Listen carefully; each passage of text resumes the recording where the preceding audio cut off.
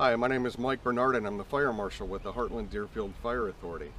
And due to the amount of press that fireworks have received in the 2016 season, I thought this would be a perfect opportunity to show everybody exactly what goes into a professional show, the safeguards that the professionals put forth, and it's not just somebody showing up with some expensive fireworks and a road flare to set them off.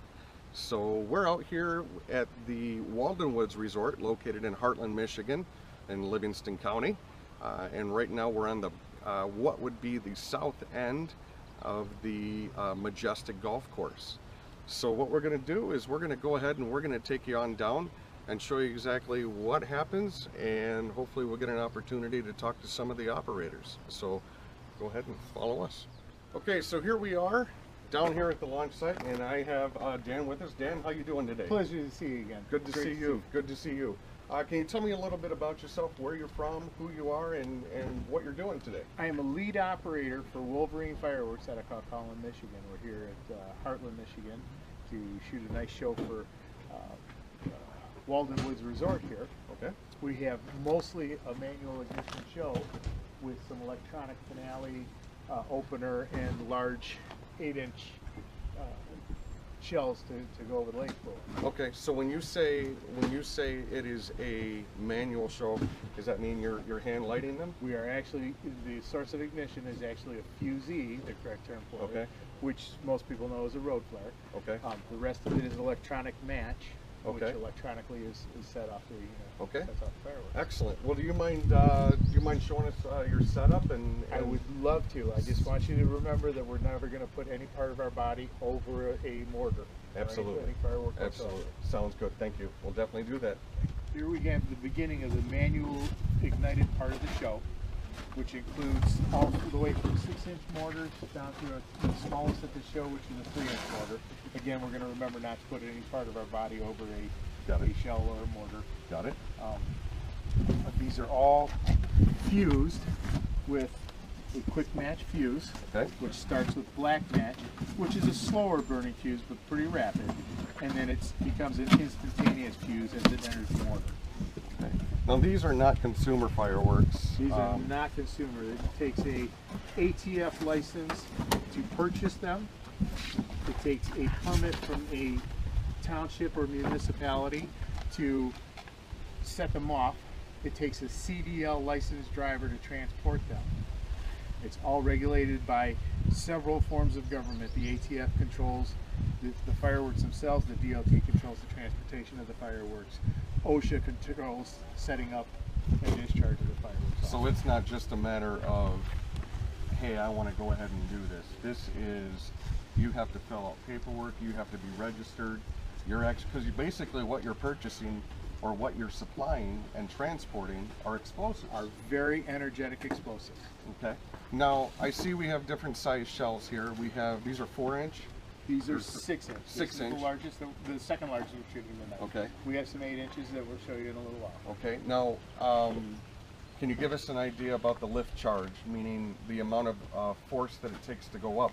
About how high in the air will a 6-inch go? A 6-inch will go anywhere from 400 to 800 feet directly straight up. Okay, 400 to 800 feet? There's a lot of powder to lift these out of the motors. Okay. This is a very large gun. If you consider a 45 caliber gun is, almost half an inch in diameter, this is 6 inches in diameter. Okay. These will put a hole in a sheet of plywood and continue to go to their absolute same trajectory. Yep. Okay, and then of course the 3-inch, not nearly as powerful, but still just as dangerous. Still just as dangerous. Okay. All right, and then I'd like everybody to notice that down here we have the racks. So when we come through, if you notice the way the racks are constructed, they're constructed in a Z pattern, and that's for stability. Stability. Yep. So when we come through, and the fire department, I mean, I'm putting my weight into this, and it's not moving because we don't want that to tip over at any time. These are a grade 5 tech screw that is used for joist hangers, so that it's not only is it good with tensile, it's also good with shear strength. Okay. And so how long does it take to set up? I mean, you have a crew of 3 other people here with you today. How long does it take you guys to set up? I mean, right now it's about 4:40, and our show isn't going to start tonight till right around the 10 o'clock mark. How long have you been here? We have been here since 11:30 this morning, and we probably have another 2 hours to make sure that everything is secured and electronically secured and wired together. Okay, excellent. So it's not just dropping these things in the tubes. I mean, I see fuse or the cord all wired together, and these are chain fuse shells over here. This is an opener. Our finale is set farther away. Okay. We want to keep it as far away from the shooters as possible when we finally set it off. Okay. These are designed to shoot in a progression. Some of these have momentary delays in them, so if you light one fuse, the next one repeatedly sets it off. Okay. Some of them are a flash fuse that goes across the top, and all 12 are in the air at the same time. Okay. We also have multi-shot cake items. There's a 200-shot cake over here. All right. And there's two smaller 90-shot cakes up here to open the beginning of the finale. Okay. Now I see you have a couple of things set up here, like things that are required, like your fire extinguishers. Now I see that you have the silver cans, which means that that's water. These are water cans. Why don't you use the dry chemical? The dry chemical will put out a fire. They will not stop a fuse that's burning. Okay. The water cannons are strictly here to save people.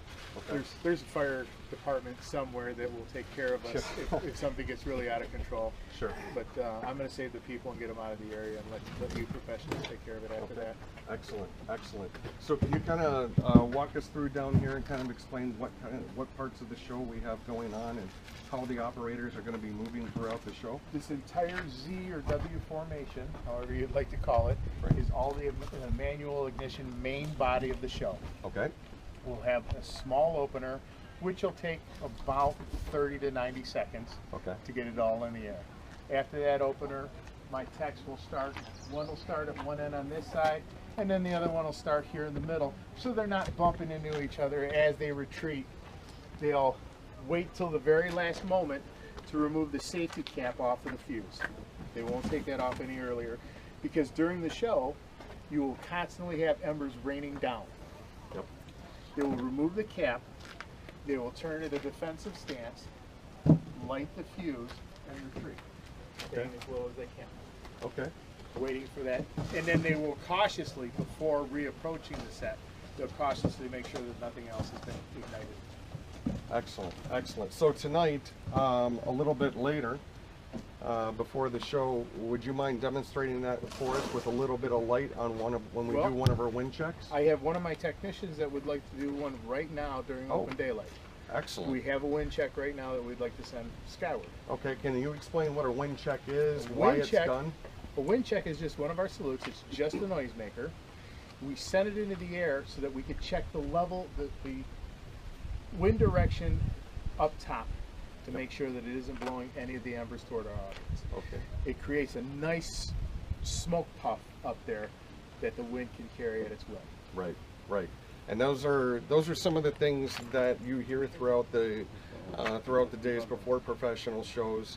A lot of times fire departments will show up periodically. Usually it's during the evening hours, well, pretty much now and later. We continually monitor those conditions. And why is it important? Can you explain to everybody why it's important to monitor those conditions? Well, we want to make sure that the embers and the effects of the fireworks aren't raining down on our audience. Yep. We want to make sure that it's not falling into an area that's really dry and sparse that may cause a forest fire. Yep. We want to take all the risk out of it that we can. Yep. And I even worked with Waldenwoods earlier this week. We had worked on brush hogging all of this and trying to keep this watered down as much as possible. They have been out here 3 times today to water down this dry grass. Yeah, yeah, they've actually done an excellent job. All right, Dan, if you could show me exactly what you have, what they are, and what they're like, how they work. If you can kind of explain that. These are the shells themselves. Okay, these are what you see in the mortar. You wouldn't want to lean over a mortar to take a picture inside. This is exactly what's inside. There's a lift charge, which is a black powder charge on the bottom. That's at the bottom? That's at the bottom. The shell itself is self-contained in a rather hard cardboard hemisphere. Okay. Inside is a brake charge, which is also another black powder charge, to bust it open and dispel flaming comets and shells and effects into the air. So we brought you, I'm going to replace the safety cap because it's not safe to have the open black match in the air at any time. We brought the extremes of this show, from our largest 8-inch shell to the smallest 3-inch shell, and they're rated by the size and diameter of the mortars that they fit into and are discharged from. Now, would you ever put a 3-inch inside a 6-inch tube? No. Why? No.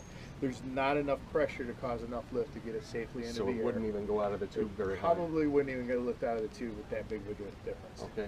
Now, well, go ahead and talk to us a little bit about the 3. Is it composed of the same thing? Lift charge? It is the exact same composition, only in Okay. smaller. Okay. Now, I know that these just aren't tubes that you go to the Home Depot and pick up out of the plumbing section. You have to get a specific type of tube. That's correct. These are high density polyethylene, HDPE. Okay. If you're using PVC piping or tubing of any form, that can shatter. It'll It just shatter. will not contain the lift of a shell. Okay. Now, what's the life expectancy of one of these tubes? The life expectancy in time is several years, but you can continuously shoot out of them only a certain number of times. They're re-inspected every time we use them to make sure that the plug in the bottom is secure and it's not rotted and falling out of it. We make sure we inspect the racks every time we use them to make sure they're not about to crack and fall apart. Okay. So that they'll sturdily sit there and hold the recoil of the shell. Okay. And you said that you inspect them after every show. About how many shows a year do you personally do? I'm in charge of 4 shows this weekend alone, and annually I'm involved with almost 20 shows for Wolverine Fireworks. Wow, that is awesome. That is awesome. And you work with the same crew? Yes, almost the same crew every time. And is that important? It is. It is. We really don't even have to speak to each other once we start setting up. We know exactly what the other one is doing, what the other one's thinking. So you just kind of you grunt, and the other person knows exactly what Yep, you're talking yep, about. okay. Yep. Excellent. Excellent. Well, thank you very much for explaining this to us. You're Can you welcome. describe to us what we have here? What we have here is the electronic match. We refer to it as an E-match. Years ago, they used to refer to them as squibs. This is what electronically starts the ignition for the fireworks that we're going to shoot electronically tonight.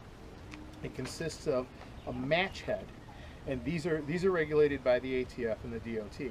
So I just can't go buy one. You could not go buy one of these. Okay.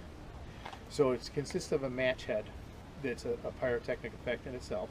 It has a shroud on it to protect it from touching the black match fuse, Okay. because that could cause an ignition source in itself. The friction itself could set it off. Now, when do you? Oh, go ahead. Go ahead. Go right. I was just going to say, when do you start wiring those up?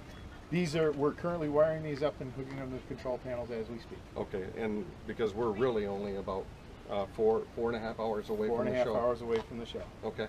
So each one of these E-matches is individually wired to a control panel, Okay. and it has 2 ends that, until we unwrap it, are shunted together, which means they're grounded together and they aren't susceptible to static electricity. Okay.